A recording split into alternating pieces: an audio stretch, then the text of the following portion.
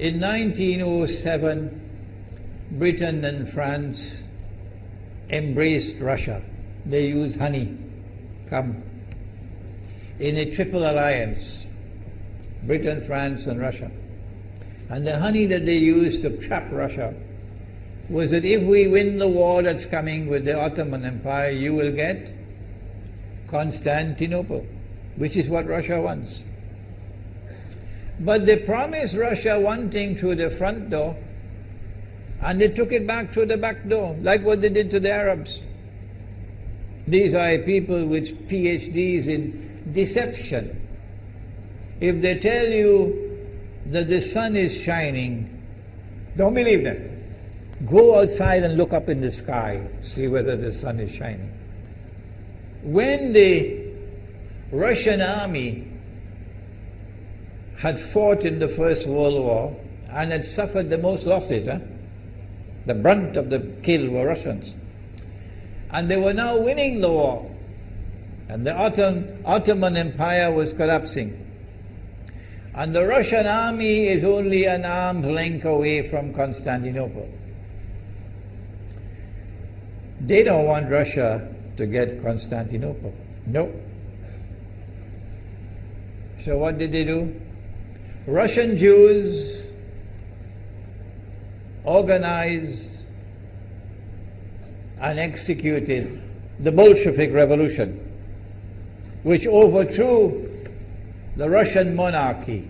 They killed the Tsar and the whole family, overthrew the government, and took Russia out of the war. So the Russian army had to stop in its tracks and could not go to Constantinople.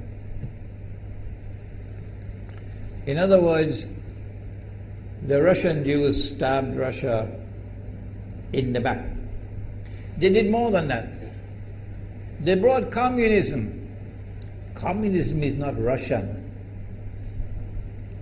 These dum-dums don't understand that. Communism was created to destroy Russia. Why don't these dum-dums understand it? Communism is not Russian. Communism was created to destroy Russia, to destroy the Russian Orthodox Church. So they brought communism in the Soviet Union. And for the next 60, 70 years, this Zionist-created entity called the Soviet Union waged war on religion, waged war on the Russian Orthodox Church, killed the priests, closed down the monasteries and churches and so on. 60, 70 years. And then, when the appropriate time came and Israel came into being, it is this same Soviet Union which opened the doors for millions of Russian Jews to now migrate to Israel. If you go to Israel today, you might believe you're in Russia. So many people speaking Russian. These are the Russian Jews.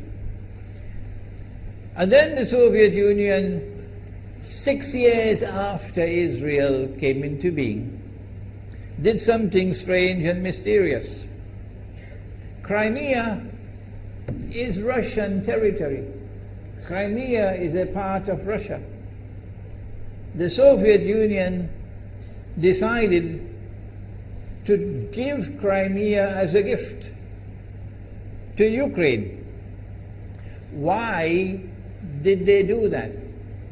The historians don't tell you. So let Imran tell you.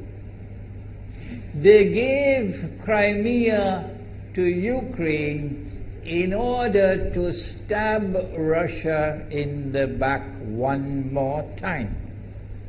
Because if Russia loses Crimea, it will enhance Israel's security. The Russian Navy is based in Crimea. And there's a straight line from Crimea to Constantinople. To get out of the Black Sea and to get into the Mediterranean Sea, you got to pass through the Bosphorus. And the city of Constantinople is located right there on the Bosphorus. So they gave Crimea as a gift to Ukraine.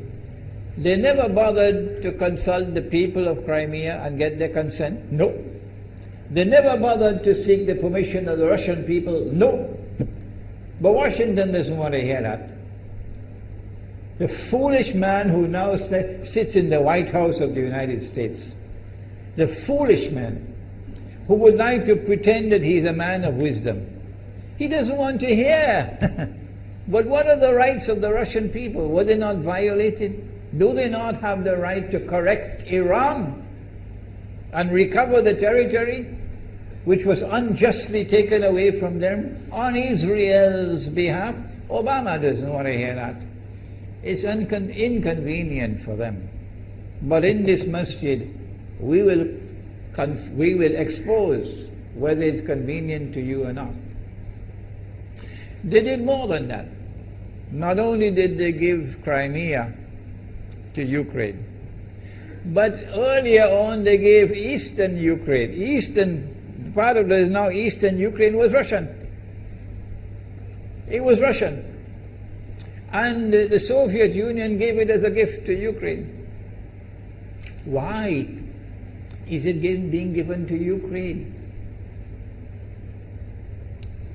Answer is that when the proper moment comes, the same people who brought the Soviet Union into being now have a method by which they can cause it to collapse. The method that they're using now in Venezuela, popular demonstrations, they did it in Egypt, they did it in Tunisia. They are masters of that. They did it with the Soviet Union. I used to think that the Soviet Union collapsed because of Allah, Allah's kindness. But I was wrong. No, it was the Zionists who brought down the Soviet Union because they didn't need it anymore. Like tomorrow they wouldn't need you anymore, Saudi Arabia. And they wouldn't need you anymore, Islamabad. When will you understand that? They'll just throw you to the dogs. You served them long enough. So they brought down the Soviet Union. Why? So that Ukraine might emerge as an independent state. That's danger for Russia. They prepared the way. And now Ukraine emerges as an independent state. So the rope is around Russia's neck now. And from that day, when the Soviet Union collapsed, until yesterday, the relationship between Russia and Ukraine was always problematic. But the people of Ukraine still had the good sense and wisdom to appoint a government that was pro-Russian.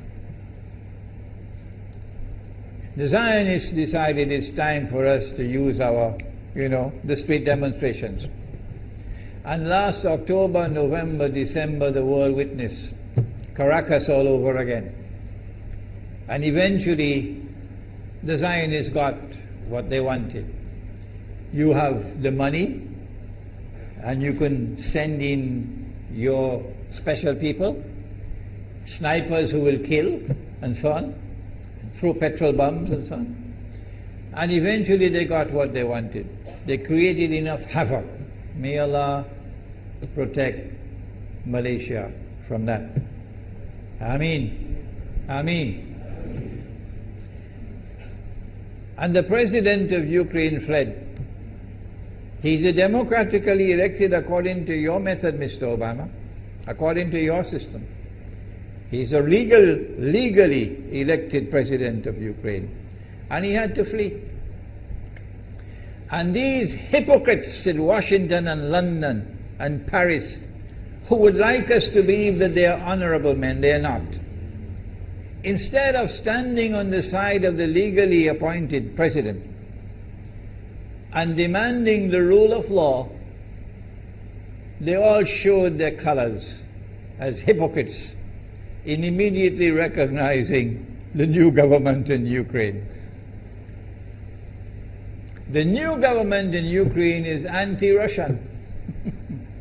That's what they wanted. That's why they brought down the Soviet Union, to bring in a Ukraine into being as independent state, and then to eventually get an anti-Russian government in Ukraine. If by Allah's kindness Putin had not intervened and been so spectacularly successful, this is what the plan would have been. The new government in Ukraine would have joined NATO, and Russia could not stop it. And when the new government in Ukraine joined NATO, NATO will then send its armed forces into Ukraine. It could include nuclear weapons. Then Ukraine will pick a fight with Russia and decide that Russia must now vacate Crimea. Shut down your naval base. The rope is now tightened around your neck. Russia has to put its tail between its legs and withdraw its fleet, Black Sea Fleet, from Crimea. Russia is no longer a naval power. Crick crack, you finish. And Israel will celebrate. That was the master plan. But Allah planned, and Allah's plan was successful. And it is time for the Muslim world to recognize and to see, I cannot influence governments, so what can I do? Don't bother, you waste your time with governments. But the people can understand that this was Allah's plan. They planned, the enemy planned for so long, and at the last moment Allah intervened. And Putin was able to get the people of Crimea to vote in a referendum. And they voted 90-something% in favor of returning to Russia. They were a part of Russia, and they want to return to Russia. So Putin was successful in delivering to the Zionist movement the first defeat it has ever suffered, significant defeat in the more than 100 years since the Zionist movement was established. If that is not a sign from Allah, it's time for you to wake up.